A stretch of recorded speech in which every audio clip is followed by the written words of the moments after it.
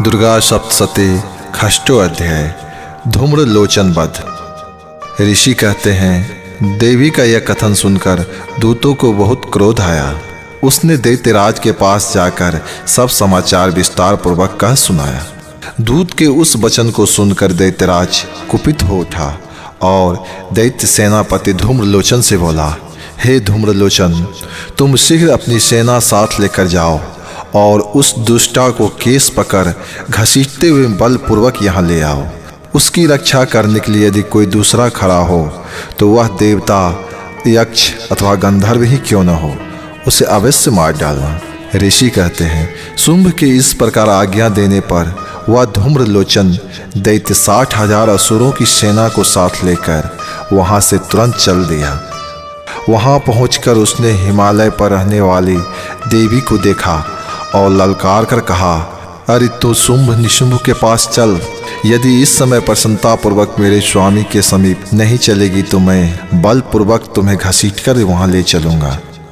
देवी बोली, तुम्हें दैत्यों के राजा ने भेजा है। तुम स्वयं भी बलवान हो और तुम्हारे साथ विशाल सेना भी है। ऐसी दशा में यदि मुझे बलपूर्वक ले चलोगे तो मैं तुम्हारा क्या कर सकती हूँ। ऋषि कहते हैं, देवी के यूँ कहने पर धूम्रलोचन उसकी ओर दौड़ा।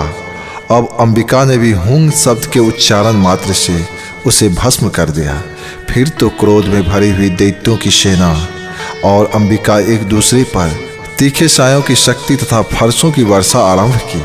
इतने में ही देवी का वाहन सिंह क्रोध में भरकर भयंकर गर्जना करके गर्दन के बालों को हिलाता हुआ असुरों की सेना में कूद पड़ा। उसने कुछ दैत्यों को पंजों की मार से, कितनों को अपने जबड़े से, कितने ही महादैत्यों को पटक कर ओठ की दाढ़ी से घायल करके मार डाला। उस सिंह ने अपने नखों से कितने के पेट फाड़ डाले और कितनों को अपने पंजे से सिर के धड़ अलग कर दिए। कितनों की भुजाएं और मस्तक काट डाले तथा अपनी गर्दन के बाल हिलाते हुए उसने दूसरे दैत्य के पेट फाड़कर उसका रक्त चूसना शुरू कर दिया। अत्यंत क्रोध में भरे हुए देवी के वाहन उस महाबली सिंह ने क्षण भर में ही असुरों की सारी सेना का संहार कर डाला। शुंभ ने जब सुना कि देवी ने धूम्रलोचन असुरों को मार डाला तथा उसके सिंह ने उसकी सारी सेना का सफाया कर डाला, तब उस दैत्यराज को बड़ा क्रोध हुआ। उसका ओठ कांपने लगा। उसने चंड और मुंड नाम के 2 महादैत्यों को आज्ञा दी, हे चंड और मुंड, तुम लोग बहुत बड़ी सेना लेकर वहां जाओ और उस देवी को पकड़ के लाओ। उसे बांधकर घसीटकर मेरे पास शीघ्र ले आओ।